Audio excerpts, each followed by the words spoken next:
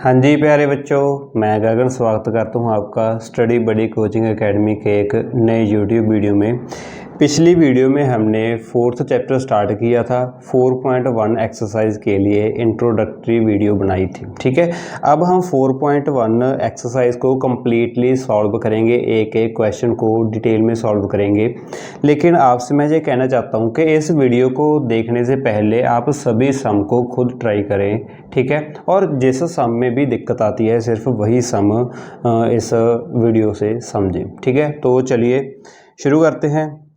सबसे पहला सम है हमारे पास, check whether the following are quadratic equations और नॉट। हमें कुछ इक्वेशंस दी गई हैं नीचे और हमें चेक करना है कि ये क्वाड्रेटिक इक्वेशन है भी या फिर नहीं। उससे पहले मैं आपको थोड़ा रिकैप दे देता हूँ क्वाड्रेटिक इक्वेशन कौन सी होती हैं। क्वाड्रेटिक इक्वेशन की स्टैंडर्ड फॉर्म होती है ax² + bx + c = 0, ठीक है। यहाँ पर x जो हमारा वेरिएबल है उसकी पावर है जो वो 2 हो सकती है, ठीक है। और उससे कम 1, 0 कुछ भी हो सकती है, लेकिन 2 तो होगी ही होगी, 2 से बड़ी नहीं होनी चाहिए। और जो डिग्री है हाईएस्ट पावर है वो 2 से कम भी नहीं होनी चाहिए, ठीक है। और जो x² का कोएफिशिएंट है वो 0 नहीं होना चाहिए। और जो पावर है वो नेगेटिव नहीं होनी चाहिए, फ्रैक्शन में नहीं होनी चाहिए, स्क्वायर रूट वगैरह नहीं होना चाहिए पावर के केस में, ठीक है जी। ये सब कंडीशन होती है हमारी क्वाड्रेटिक इक्वेशन के लिए। तो चलिए फर्स्ट हम देखते हैं हमारे पास क्या है। x + 1 का स्क्वायर = 2x - 3, ठीक है। ये हमारा फर्स्ट क्वेश्चन है। देखिए कैसे करना है सोल्यूशन। सबसे पहले इसे सिंप्लीफाई करेंगे। हमारे पास इक्वेशन है x + 1 का होल स्क्वायर। यहाँ पर होल स्क्वायर का फार्मूला लगेगा।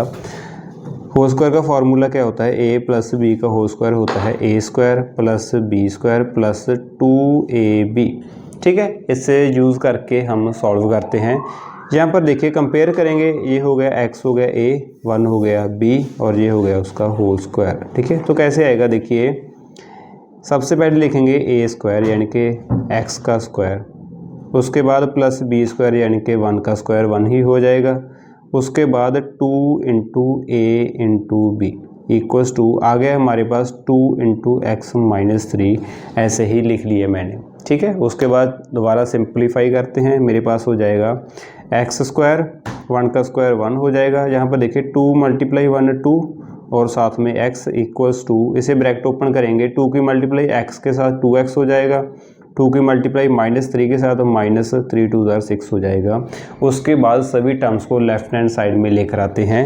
तो मेरे पास हो जाएगा x² + 2x। पहले x² वाली टर्म लिखी, फिर x वाली लिखेंगे जो भी हैं, और उसके बाद कांस्टेंट टर्म्स लिखेंगे, ठीक है। +2x, यहाँ पर देखिए राइट हैंड साइड में 2x है, इधर आगे हो जाएगा -2x। उसके बाद कांस्टेंट टर्म लिखेंगे +1, यहाँ पर -6 इधर आगे हो जाएगा +6 = 0, ठीक है। अब सिंप्लीफाई करते हैं तो हो जाएगा x², 2x - 2x 0 हो जाएगा और 6 + 1 हो गया 7 = 0, ठीक है। तो ये एक क्वाड्रेटिक इक्वेशन है क्योंकि यहाँ पर x² वाली टर्म है, ठीक है। x वाली हो कांस्टेंट हो ना हो हमें कोई मतलब नहीं है, हमें ये चाहिए कि x² वाली टर्म होनी चाहिए, ठीक है। तो yes it is a quadratic equation, yes it is a quadratic equation, ठीक है। यहाँ से अगर मैं आपसे पूछूं कि a b c की वैल्यू क्या होगी, वैसे ये एक्स्ट्रा है, ठीक है। एग्ज़ाम में नहीं करके आना आपको अगर नहीं पूछा गया, लेकिन फिर भी मैं आपको समझा देता हूँ। यहाँ से अगर मैं कोएफिशिएंट की वैल्यू फाइंड करूँ, यानी कि a b और c की वैल्यू पूछूँ आपसे, a होता है x² का कोएफिशिएंट, x² के साथ जहाँ पर 1 मल्टीप्लाई में है तो a की वैल्यू हो गई 1। b होता है हमारा x का कोएफिशिएंट, यहाँ पर x वाली टर्म ही नहीं है तो मैं लिख सकता हूँ 0x, ठीक है। 0x तो लिख ही सकते हैं, इसकी वैल्यू तो 0 ही होगी। तो यहाँ पर x का कोएफिशिएंट क्या हो गया 0, ठीक है। और c होती है कांस्टेंट टर्म तो वो है 7। तो इस तरीके से हम a b और c की वैल्यू भी फाइंड आउट कर सकते हैं, लेकिन अगर नहीं पूछा तो आपको नहीं करके आनी। इसे मैं इरेज कर देता हूँ। चलिए अब हम देखते हैं हमारा नेक्स्ट क्वेश्चन जो है x² - 2x -2 3 माइनस एक्स। ठीक है, चलिए सिंप्लीफाई करते हैं। सॉल्यूशन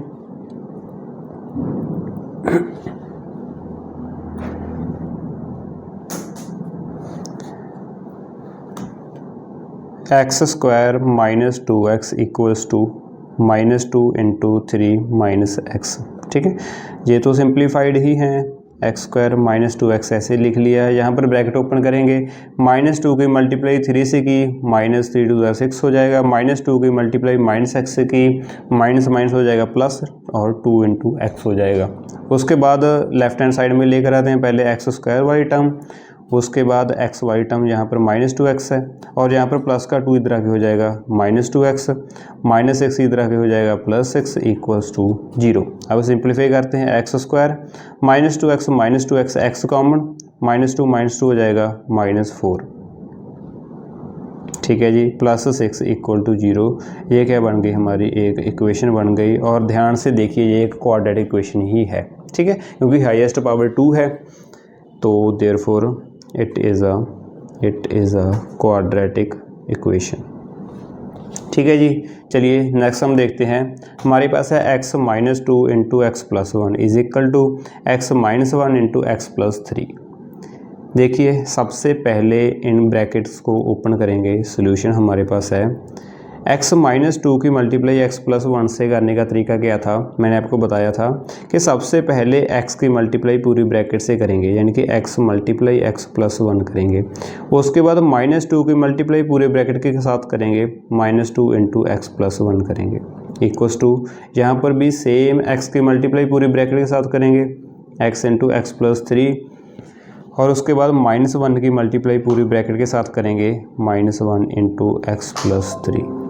ठीक है जी, इस तरीके से आप यहाँ तक सॉल्व कर सकते हैं। उसके बाद हमें ब्रैकेट ओपन करनी है, तो ये भी x की मल्टीप्लाई पूरी ब्रैकेट के साथ करेंगे, तो मेरे पास आ जाएगा x इंटू एक्स स्क्वायर बन जाएगा, और x इंटू 1 हो जाएगा प्लस x, -2 इंटू एक्स हो जाएगा -2x, -2 इंटू प्लस 1 हो जाएगा -2 equals to x into x हो जाएगा एक्स स्क्वायर, x इंटू 3 हो जाएगा प्लस 3x, -1 इंटू एक्स हो जाएगा -x, -1 इंटू 3 हो जाएगा -3। ठीक है, उसके बाद सभी टर्म्स को लेफ्ट हैंड साइड में लेकर आते हैं। पहले एक्स स्क्वायर वाली टर्म्स, ये वाली टर्म एज इट इज़ रह गई, ये वाली टर्म इधर आके हो जाएगी -x²। उसके बाद कांस्टेंट टर्म एक्स वाली टर्म, यहाँ पर है +x, ये है -2x, ये इधर आके हो जाएगा -3x, और ये इधर आके हो जाएगा +x। उसके बाद कांस्टेंट टर्म ये है -2, ठीक है, और ये -3 इधर आके +3 हो जाएगा, यहाँ पर इक्वल टू 0 बच जाएगा राइट हैंड साइड में। उसके बाद सिंप्लीफाई करते हैं।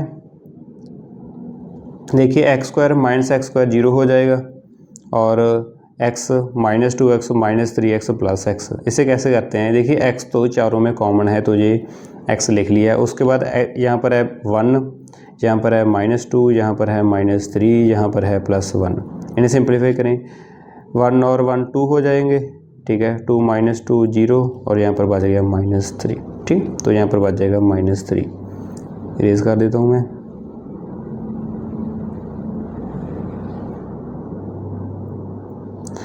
उसके बाद ये तो सॉल्व हो चुकी है, -2 + 3 हो जाएगा +1 इक्वल्स टू 0। ये देखिए, ये क्या हो गई, यहाँ पर हाईएस्ट पावर हमारे पास 1 है, तो ये एक लीनियर इक्वेशन है, क्वाड्रेटिक इक्वेशन नहीं है। Therefore this is not a quadratic equation, तो ये क्वाड्रेटिक इक्वेशन नहीं है। इस तरीके से आपको सम को सॉल्व करना है। चलिए नेक्स्ट सम देखते हैं। x -3 into 2x + 1 equals to x into x plus 5। यहाँ पर भी हमें दो ब्रैकेट दी गई हैं। सबसे पहले ब्रैकेट को ही सिंप्लीफाई करेंगे। कैसे करेंगे, पिछली वाले मेथड से ही। पहले x की मल्टीप्लाई पूरी ब्रैकेट के साथ x इंटू 2x + 1 हो जाएगा। उसके बाद -3 की मल्टीप्लाई पूरे ब्रैकेट के साथ, तो -3 इंटू 2x + 1 हो जाएगा इक्वल टू, इसे हम ऐसे लिख लेते हैं x इंटू एक्स प्लस 5। ठीक है, उसके बाद सिंप्लीफाई करते हैं। x की मल्टीप्लाई पहले 2x से होगी, तो बन जाएगा 2 इंटू एक्स हो जाएगा x²। उसके बाद x की मल्टीप्लाई 1 से करेंगे प्लस x बच जाएगा। -3 की मल्टीप्लाई 2x से करेंगे तो -3 टू 6 एक्स बच जाएगा। -3 की मल्टीप्लाई +1 से की तो -3 equal to x into x हो जाएगा x², एक्स इंटू 5 हो जाएगा प्लस का 5x। उसके बाद अगेन सिंप्लीफाई करते हैं। सबसे पहले x² वाली टर्म्स लिखते हैं, यहाँ पर हो जाएगा 2x², चेंज कर लेते हैं कलर थोड़ा, यहाँ पर हो जाएगा 2x² और ये वाली x² वाली टर्म की तरह की हो जाएगी -x²। उसके बाद x वाली टर्म्स लिखते हैं +x -6x और ये वाली इधर हो जाएगा -5x। फिर कांस्टेंट हम लिखते हैं -3 और यहाँ पर तो है ही नहीं, इक्वल टू 0। चलिए आगे सिंप्लीफाई करते हैं। 2x² -x² हो जाएगा 2 - 1 1 x² एज इट इज़ रह गया। उसके बाद इसके आगे प्लस है, इससे -6, यहाँ पर है -5, तो क्या आ जाएगा 6 और 5 -11 हो जाएंगे, +1 -11 हो जाएगा -10, तो यहाँ पर हो जाएगा -10x। ठीक है। उसके बाद कांस्टेंट टर्म है हमारे पास -3, तो यहाँ पर हो जाएगा -3 इक्वल टू 0। ये बन गई एक इक्वेशन। क्लियरली ये एक क्वाड्रेटिक इक्वेशन है। ठीक है, therefore this is a quadratic equation. Yes, this is quadratic equation. चलिए नेक्स्ट हम देखते हैं। यहाँ पर भी ब्रैकेट ओपन करनी है। ठीक है, आसान सा क्वेश्चन है, मैं थोड़ा फास्ट वे में करवा देता हूँ। सबसे पहले हम ब्रैकेट ओपन करेंगे 2x की मल्टीप्लाई पूरी ब्रैकेट के साथ, तो 2x इंटू x -3 हो जाएगा। फिर -1 की मल्टीप्लाई पूरी ब्रैकेट के साथ इक्वल्स टू पहले x की मल्टीप्लाई पूरे ब्रैकेट के साथ, फिर +5 की मल्टीप्लाई पूरे ब्रैकेट के साथ। उसके बाद अगेन ब्रैकेट को ओपन करेंगे, 2x इंटू x हो जाएगा 2x², 2x इंटू -3 हो जाएगा -6x, -1 इंटू x हो जाएगा -x, -1 into -3 -3 1 3 equals to x into x हो जाएगा x², x इंटू -1 हो जाएगा -x, 5 इंटू एक्स हो जाएगा 5x, 5 इंटू -1 हो जाएगा -5। उसके बाद x² वाली टर्म एक साथ ले लेंगे, तो मेरे पास आ जाएगा 2x² -x², ये होगी x² वाली टर्म। उसके बाद x वाली टर्म हो जाएगा -6 -x, ये वाली आ गई, और यहाँ पर है -x इस तरह के +x हो जाएगा, और +5 यहाँ पर -x हो जाएगा, अगेन +3 यहाँ पर जाएगा प्लस का 5 इक्वल टू 0। उसके बाद सिंप्लीफाई करते हैं तो मेरे पास आ जाएगा 2x² -x हो जाएगा x², ठीक है, +x -x काटा गया, -6 -5 हो जाएगा -11x, +3 +5 +8 इक्वल टू 0। तो क्लियरली यहाँ पर भी हाईएस्ट पावर 2 है, तो ये भी एक क्वाड्रेटिक इक्वेशन है। Yes, it is a quadratic equation. तो इस तरीके से आपको सम सॉल्व करने हैं। चलिए नेक्स्ट हम देखते हैं। x² + 3x + 1 equals to x - 2 का होल स्क्वायर। यहाँ पर कुछ नहीं है, इस वाली ब्रैकेट को ओपन कीजिए। x - 2 का होल स्क्वायर क्या होगा, a - b के होल स्क्वायर की आइडेंटिटी क्या होती है, a² + b² - 2ab। ठीक है, कंपेयर करेंगे। यहाँ पर a है x और b है 2, ठीक है, 2 लेंगे क्योंकि माइनस तो यहाँ पर इंक्लूडेड ही है। तो हमारे पास क्या आ जाएगा, इसे हम एज इट इज़ लिखेंगे x² + 3x + 1 equals to x - 2 का होल स्क्वायर हो जाएगा a² यानी कि x² + b² यानी कि 2 का square plus 2 into a into b, sorry यहाँ पर -2 इंटू a इंटू बी हो जाएगा। आगे सिंप्लीफाई करते हैं तो मेरे पास आ जाएगा, इसे मैं रेज कर देता हूँ, x² + 3x + 1 equals to x² + 2 का स्क्वायर 4 -2 और 2 4 इंटू एक्स। ठीक है जी, x² से x² काट देते हैं डायरेक्टली, तो 4x इधर आके हो जाएगा +4x, और यहाँ पर प्लस का 4 -4 हो जाएगा इक्वल टू 0। सॉल्व किया, ये बन गया 7x, ये बन गया -3 इज इक्वल टू 0। तो क्लियरली ये एक लीनियर इक्वेशन है, तो no it is not a quadratic equation. तो ये क्वाड्रेटिक इक्वेशन नहीं है। नेक्स्ट हम देखिए, हमारे पास 7th है, x + 2 का whole cube equals to 2x into x² - 1। यहाँ पर होल क्यूब की आइडेंटिटी लगेगी a + b के होल क्यूब की आइडेंटिटी मैंने लिखवाई थी, a³ + b³ plus 3a² b + 3ab²। ठीक है जी, तो यूज़ करते हैं। यहाँ पर x है a और 2 है b, यहाँ पर पुट कीजिए तो हमारे पास आ जाएगा a cube plus b cube plus 3a² b plus 3ab²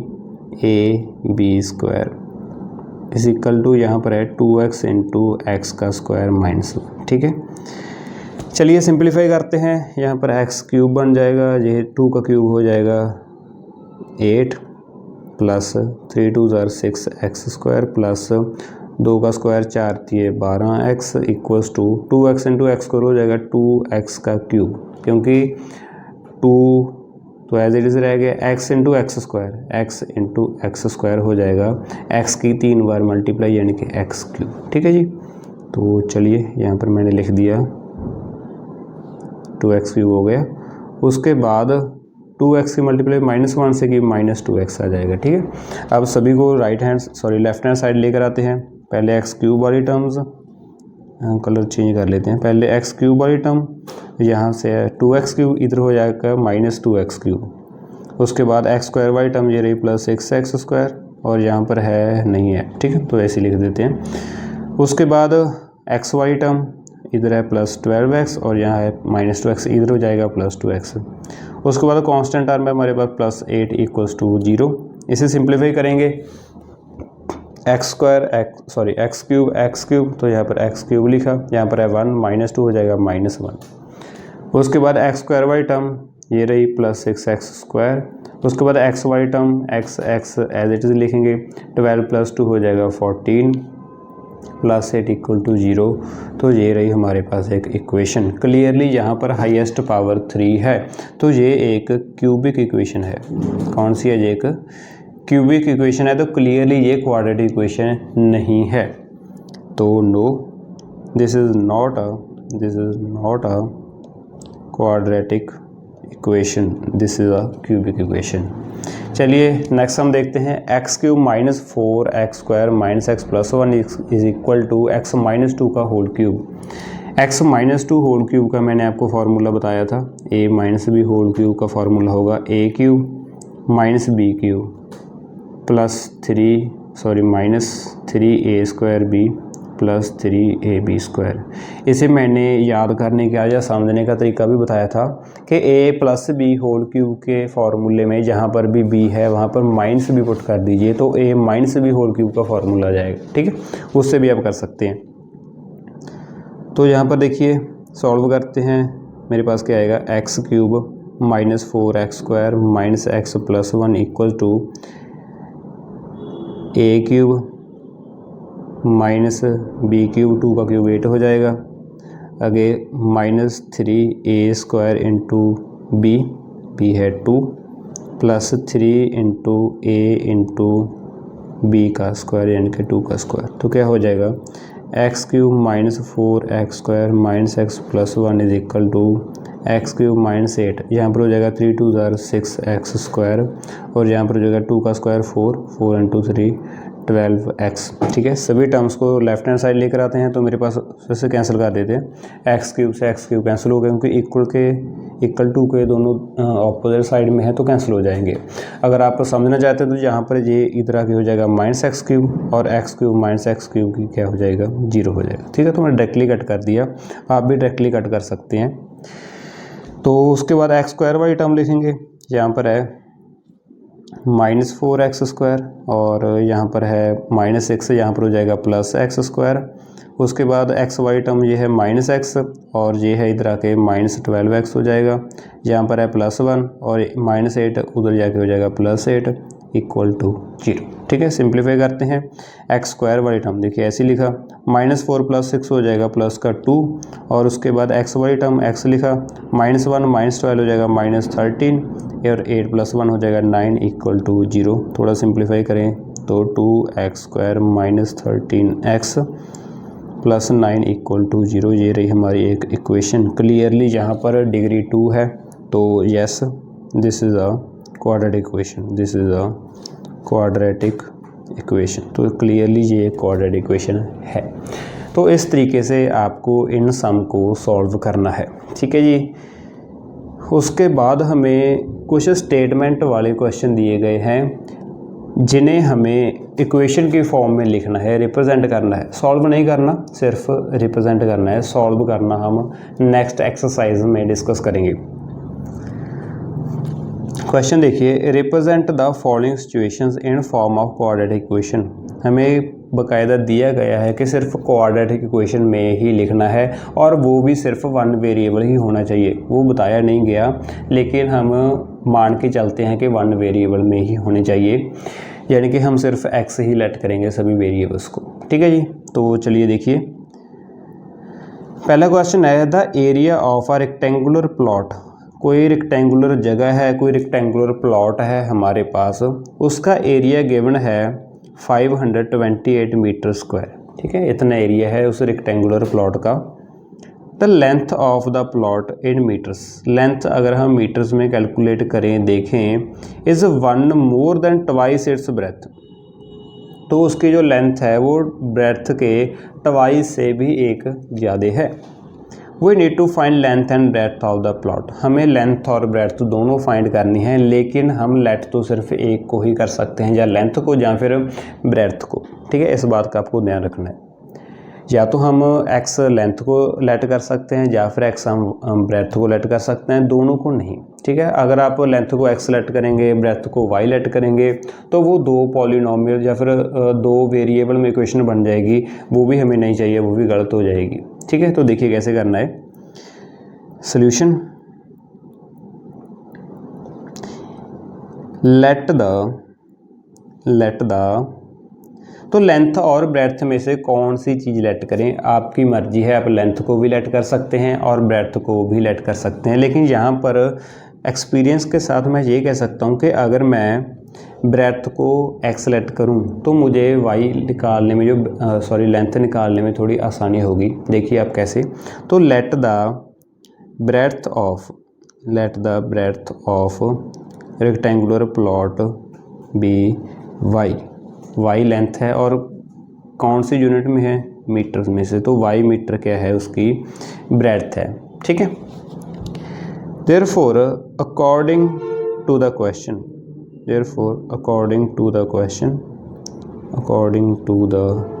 के अकॉर्डिंग हमारे पास लेंथ क्या हो जाएगी, length is equal to, length क्या हो जाएगी, देखिए लेंथ ऑफ द प्लॉट, मैं इसे इरेज कर देता हूँ एक second. Length of the plot is one more than twice its breath, यानी कि ब्रेथ है हमारे पास, वाई की जगह अपना एक्स मीटर लेट कर लीजिए।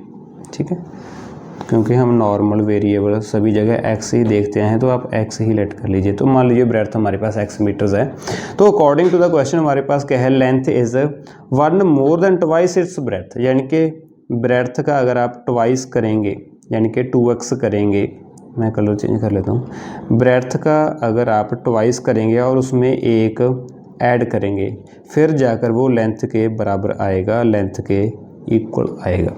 ठीक है, तो हमारे पास लेंथ क्या हो गई, ट्वाइस ऑफ ब्रेथ प्लस 1, तो वो लेंथ के बराबर हो जाएगा। ठीक है जी, इस तरीके से आपको इक्वेशन बनानी है। तो आगे देखिए, अगेन एक और कंडीशन दी गई है कि area of rectangular plot is 528 metres.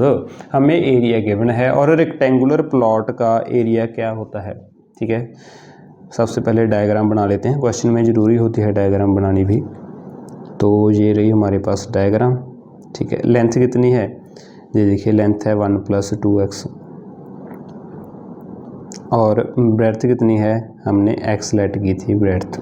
ठीक है, इस तरीके से आप डायग्राम भी बना के आना। कोई भी क्वेश्चन आता है, अगर उसका डायग्राम बना सकते हो तो सबसे पहले डायग्राम ही बनानी है। ठीक है, उसके बाद एरिया क्या गिवन है हमें, एक second,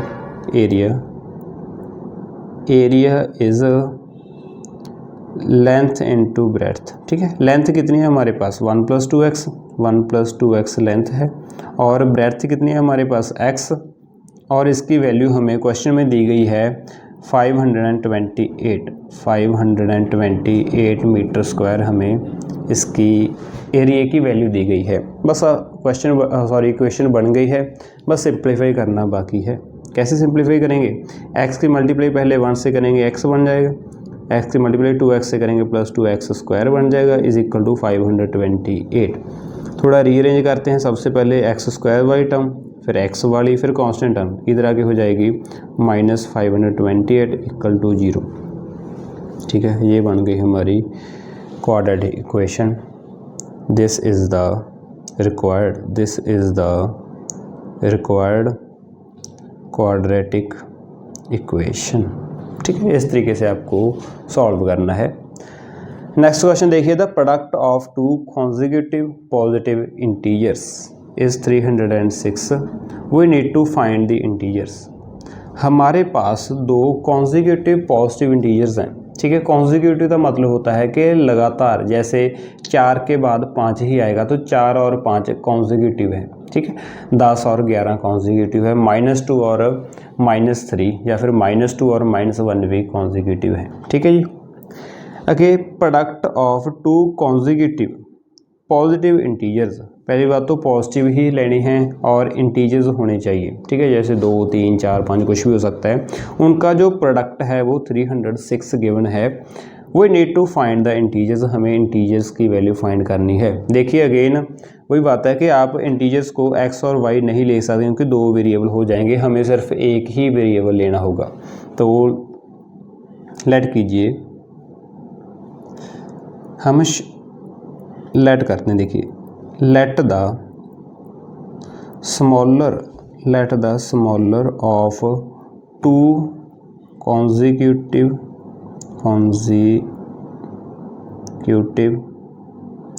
positive integers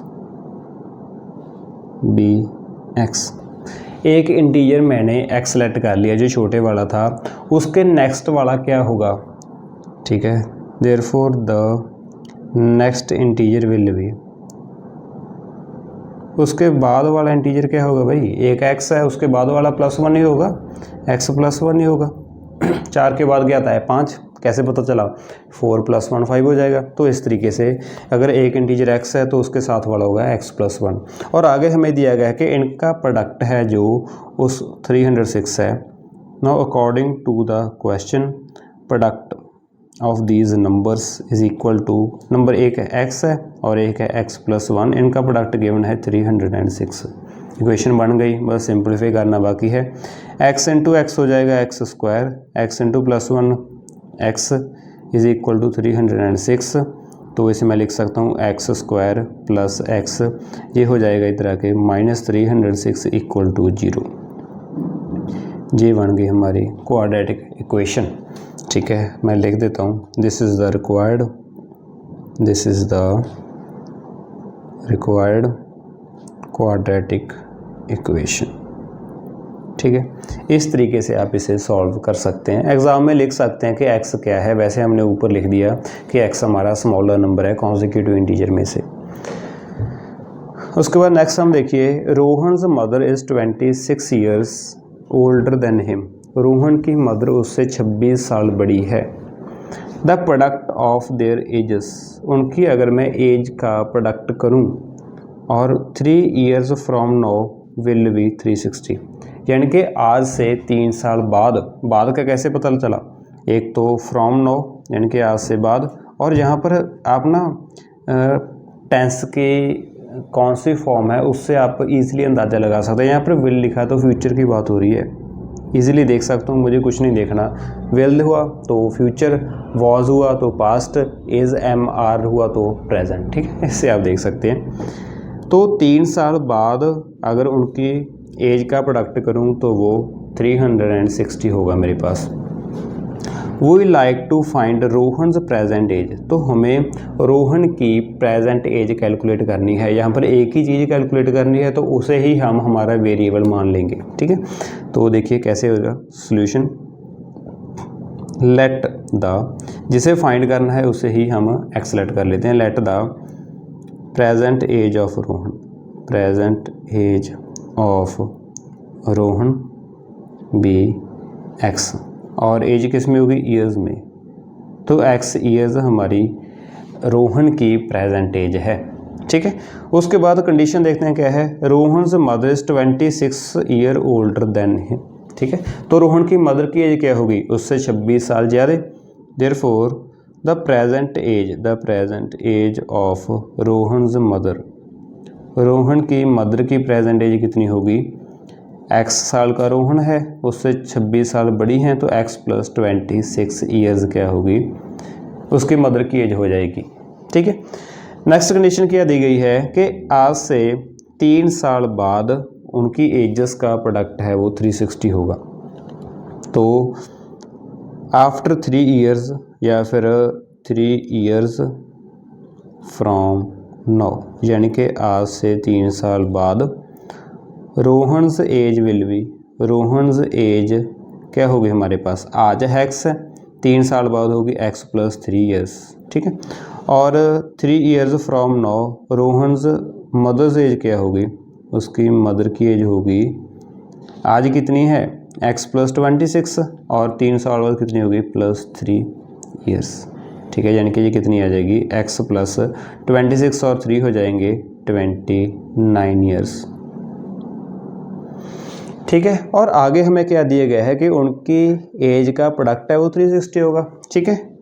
therefore according to question Rohan की एज है x + 3, उसकी मदर की एज है x + 29, और प्रोडक्ट करें तो हमारे पास आना चाहिए 360। बस इक्वेशन बन चुकी है, इसे सिंपलीफाई करना बाकी है। नेक्स्ट पेज पे करते हैं।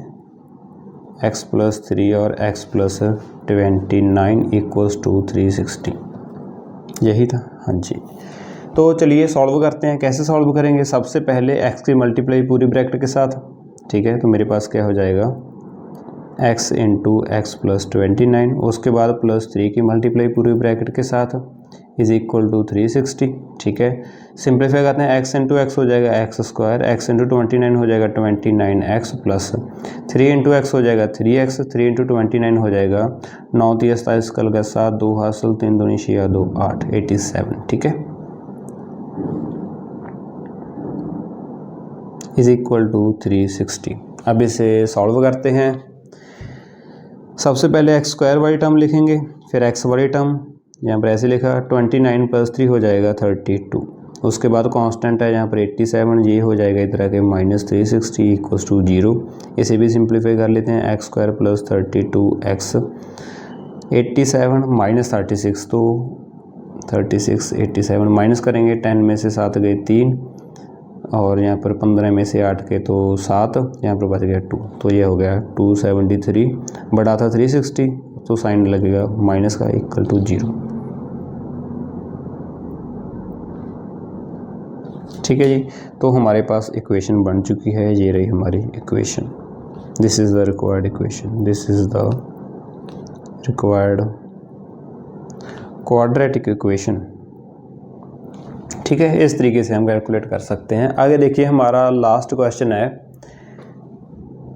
अ train travels a distance of 480 kilometre. एक ट्रेन है, उसने डिस्टेंस ट्रेवल किया है 480 kilometre at a uniform speed, और उसकी स्पीड चेंज नहीं हुई, कांस्टेंट थी, यूनिफॉर्म थी।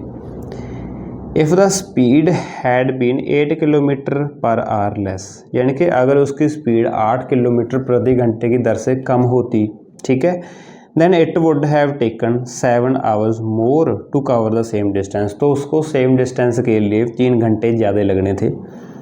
We need to find the speed of the train, तो हमें ट्रेन की स्पीड फाइंड आउट करनी है। जो चीज़ फाइंड करनी है उसे ही हम एक्सलेट कर लेते हैं। देखिए सोल्यूशन क्या होगा, solution let the speed of the train be x, और यूनिट क्या हुई, स्पीड हम यहाँ पर km/h में ले रहे हैं, तो स्पीड हो जाएगी x km/h। ठीक है। उसके बाद डिस्टेंस क्या है हमारे पास, टोटल डिस्टेंस इज़ 480 किलोमीटर। ठीक है। अगर तो वो नॉर्मल स्पीड पे चले तो उसे कितना टाइम लगेगा, डिस्टेंस अपॉन स्पीड। ठीक है। देखिए यहाँ पर एक तरीका तो है कि हम टाइम को एक वेरिएबल t लेट कर लें और स्पीड को वेरिएबल x लेट कर लें, तो हमारे पास ना वो वाली इक्वेशन बन जाएगी हमारी जो हमने पहले पढ़ी थी, लीनियर इक्वेशन बन जाएगी x और t में, दो वेरिएबल में। लेकिन हमें यहाँ पर क्वाड्रेटिक इक्वेशन बनानी है, तो हम टाइम को t वेरिएबल या फिर y वेरिएबल ऐड नहीं कर सकते, हमें सिर्फ स्पीड को ही वेरिएबल ऐड करना होगा, बाकी सभी चीज़ों को हमें सेपरेट रखना होगा। ठीक है,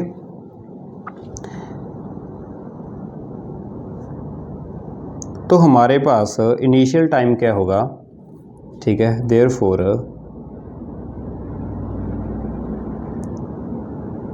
इनिशियल टाइम, इनिशियल मतलब स्टार्टिंग वाला या पहले वाला, initial time to cover distance, to cover the distance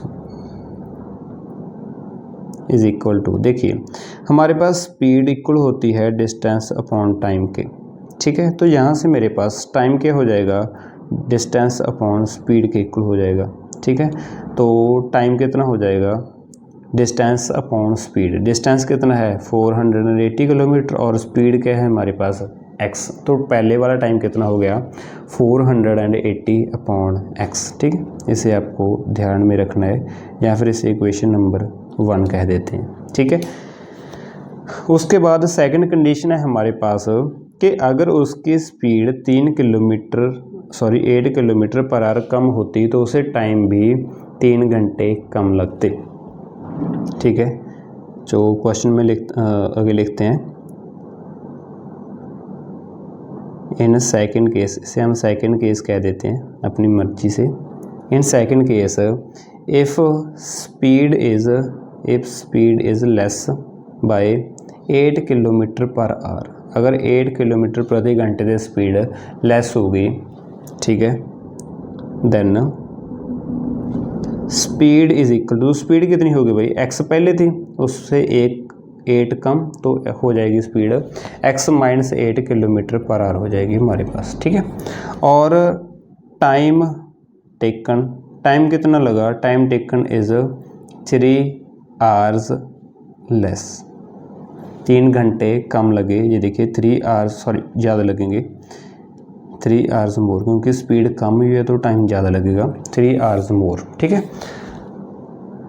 therefore देखिए स्टार्टिंग में हमें कितना टाइम लग रहा था, इतना 480 अपॉन x आवर लग रहे थे, यहाँ पर साथ में मैं यूनिट भी लिख देता हूँ, 480 अपॉन x आवर, इतने घंटे पहले लग रहे थे उसके। अब कितने लगेंगे, 480 अपॉन x तो पहले लगा था, प्लस हो जाएंगे 3 घंटे एक्स्ट्रा, इतना टोटल टाइम इसे बाद में लगेगा, ये उसका टोटल टाइम है जो उसे बाद में कवर करने में लगेगा।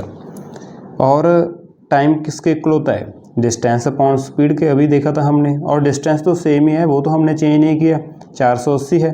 ठीक है, और स्पीड को चेंज कर दिया है, पहले स्पीड थी x, अब स्पीड हो गई x माइनस 8।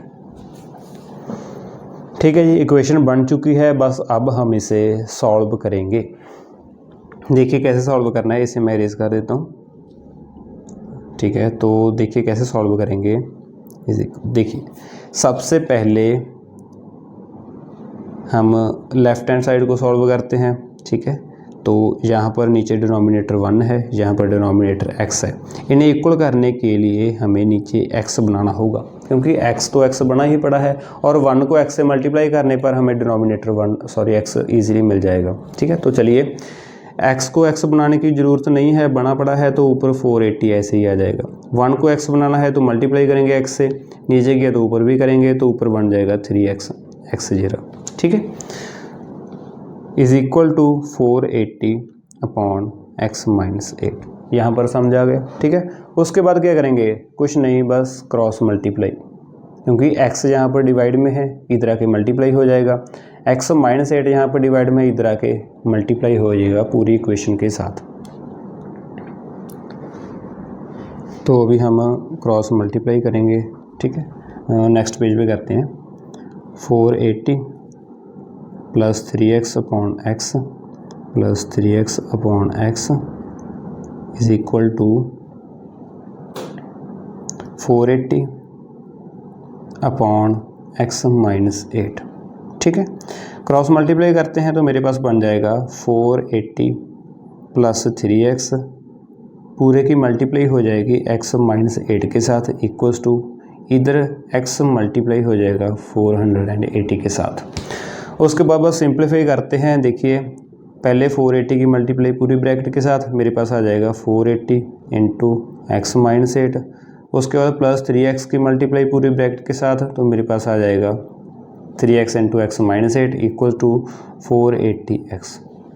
अगेन सिंप्लीफाई किया तो मेरे पास पहले 480 की मल्टीप्लाई x से हो जाएगी 480x। उसके बाद इसकी मल्टीप्लाई माइनस 8 से करेंगे तो 8 0 0 8 8 64 4 लगा 6 कैरी 8 चौके 32 और 6 38 साइन लगेगा नेगेटिव का। ठीक है जी, ये हो गया। उसके बाद 3x की मल्टीप्लाई x से की 3x स्क्वायर हो गया और 3x की मल्टीप्लाई माइनस 8 से की तो माइनस 8 24x हो गया इक्वल टू 480x। ये देखिए प्लस का है, यहाँ पर भी प्लस का है, इधर आके माइनस का ही होना तो मैंने पहले ही कट कर दिया। तो अगेन यहाँ पर पहले एक्स स्क्वायर वाली टर्म लिखेंगे 3x स्क्वायर, उसके बाद एक्स वाली टर्म लिखेंगे माइनस 24x, उसके बाद कांस्टेंट टर्म लिखेंगे माइनस 300,840 और कुछ नहीं बचा तो इक्वल टू 0। तो ये रही हमारे पास क्वाड्रेटिक इक्वेशन। ठीक है, this is the required quadratic equation. तो यहाँ पर हमारे सभी क्वेश्चन होते हैं समाप्त। ठीक है, आई होप कि आपको सभी क्वेश्चन समझ में आ गए होंगे और अगर अभी भी कोई भी डाउट आता है तो आप निश्चिंत मुझसे कभी भी पूछ सकते हैं, मैं आपके डाउट का रिप्लाई ज़रूर करूँगा। तो वीडियो देखने के लिए धन्यवाद, थैंक यू।